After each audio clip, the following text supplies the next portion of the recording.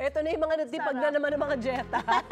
Shaira, ito ang isa pa natin pupusuan, syempre. Ang nag-iisang live teleserye sa umaga, Unang Hirit presents Almuserye. Almusal. Oo. Ang aga pa lang, intense na ang drama ng ano daw? Kasi, ang sarap kasi nito Intense yung drama ng hatid nung magkapatid na si Jay tsaka si B. Correct naman at hindi lang ako mapaghintay sa susunod na mangyayari. Eto na yan na! Nagsisimula na siya. Hindi ka na, sakto talaga to. Ano nangyayari? Jay, B. Oh, yun na, yun na. Ba't di mo sinasagot yung tawag ko? Kuya, pagod ako. Wag muna ngayon, please. Pagod? Bakit kasi lumalabas ka pa? V, wag mo akong tinatalikuran. Kinakausap pa kita. Wag kang bastos, kuya mo pa rin ako, ha? Kuya? Sorry pero di ko ramdam. Ganyan ka na ba makipag-usap ngayon? Nandito na kami ng asawa ko. Anong asawang sinasabi mo? Ako na ang asawa niya. Christy, Shaira. Anong asawa? Jordan? Hindi ba ako yung asawa? Siya ba ang asawa?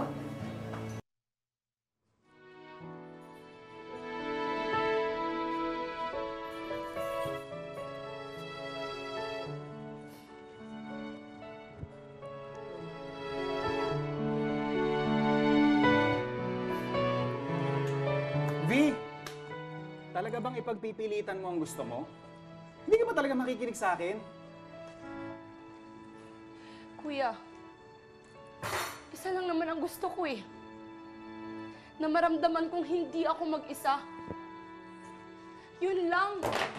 V, pareho tayong nawalan ng magulang. Bakit mo naman sinasabing pakiramdam mo nag-iisa ka? Nandito ako. Andito ang kuya mo. Ako to, V. Ako to. Kailan? Kuya, never kitang naramdaman. Never. V, patawad kung yan yung nararamdaman mo, V. Pero dapat alam mo, wala akong ibang ginusto sa'yo kundi maramdaman mo na tayo na lang natitira dito sa mundo na to. Bakit? May tinatago ka? Ha? Ano? V, sige, dahil pakiramdam mo, nag-iisa ka, pakiramdam mo, wala kang kakampi, siguro panahon na. Panahon na, V. Panahon na para malaman mo ang sekreto ng pamilya natin. Ano bang sekreto yan? Kaya ayaw kitang paalisin kasi pagluluto kita. Ayun lang ba yun? Pagluluto kita ng paboritong putahe ng ating magulang. Yun Okay? lang ba yun? Okay, Kat! Yun na yun. Yun na yun. Ano ba yun? Ang bagal. Masaya to. Winner na winner to kasi heirloom recipe ng ating pamilya to. V, kailangan winner na winner to. Lalong pasok na pasok sa mga magulang, sa mga may anak. May mga pinalalaking supling na gusto healthy yung kanilang pagkain, ipagluluto kita. Pero chef, ganun pala ang feeling ng ano, ng nasa taping, napapa-acting ka talaga. Intense no? Lalong-lalo na asawa ng asawa ko yung pinuntahan nating set. Medyo talagang naglalagablab yung mga eksena no? So, mapapasabay ka talaga Pero ito, naglalagablab na yung kala natin doon. Ayan, papakita natin yung ating recipe. Lulutuan lang pala ako. Ang dami pa Ang namin daming ginawa, di ba? sat-sat Nandyan no? ka lang pa. Ay, ayan na yun. Yes, yung recipe natin ay, yun nga, corned beef con kalabasa. Ayun. So meron tayo, syempre, paborito naman ng lahat, corned beef, very convenient. Oo. Diba sa lahat, lalong-lalo na ikaw, mga condo living, kagaya ng ating sangre dito, mabilisan lang dapat. So basically, we have our corned beef. Bahala na po kayo sa brand na yan, huwag kayong mag-away-away kung ano yung the best.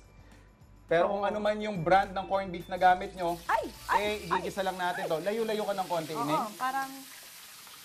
Yan.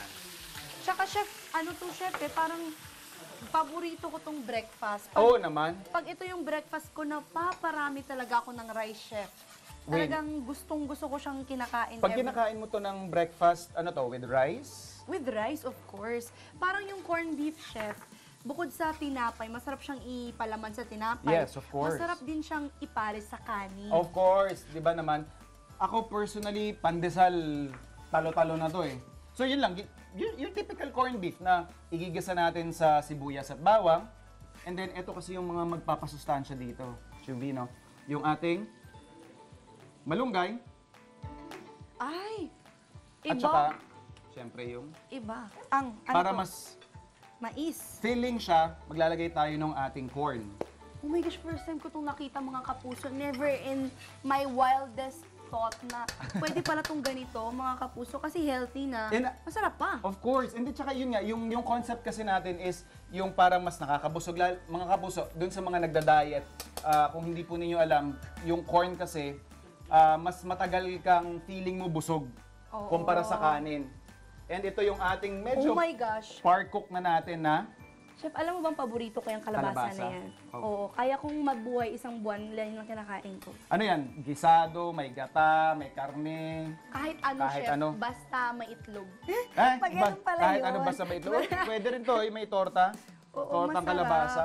Ako basta kahit ano basta may itlog. Kasi masarap yung parang for example, tinorta mo yung kalabasa or yung sinabaw mo siya na may, Oh. sayote tapos itlog. Ang sarap nun. Ito yung mga isa sa mga ingredients na kahit anong trip mo sa buhay, pasok na pasok ano, lagyan mo ng itlog, lagyan mo ng karne, lagyan mo ng isda, ng sardinas at kahit ano pa man, panalong panalo. Naku, at perfect pa to sa mga bata, chef. Yes. Naku, pero bukod sa bata, chef, sa mga malalaki din kagaya ko, nakagaya na sa set ngayon mamaya nga po makakasama natin Oo. mismo sa set ng asawa ko ang mga stars. Kagaya nila Lizelle Lopez, Raver Cruz, Martin Del Rosario. Naku, excited akong ma-meet sila. Talagang idol ko. Kasi I'm sure yung mga tumututok dun sa kanilang programa, no, curious din paano ba yung preparation nila sa mga matitindi nilang exam.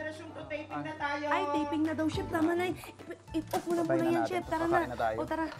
Okay. Paano ba yung... Paano na ba yung eksena mag-i-internalize natin? ako eh. Mag-i-internalize ako eh. Di! Ano? Ano ba? Bakit? Bakit? Bakit aalis ako? Aalis na ako. Aalis na ako. Aalis na ako. Ako lang. Aalis na. Aalis na ako. Akin to, wala akong ipanggigis sa mamaya. Aalis na ako. Huwag Aalis. mong kukunin. Aalis na ako. Huwag mong kukunin. Aalis. Akin to eh.